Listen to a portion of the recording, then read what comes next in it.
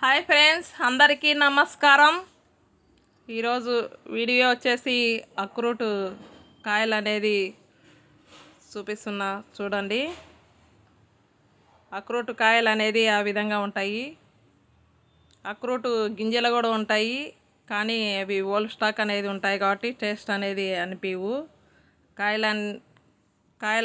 కాయలలో ఉండే అక్రూట్ గింజ అనేది టేస్ట్ అనేది మంచిగా ఉంటుంది. దాని లోపల ఉండే గింజ అనేది సేమ్ మెదడు లెక్కనే ఉంది చూడండి. ఇవి నానబెట్టుకొనైనా తినచ్చు, నానబెట్టకుండా కానీ తినేయచ్చు. ఈ విధంగా తినడం వల్ల మనకు మైండ్కి అనేది బాగా బలం.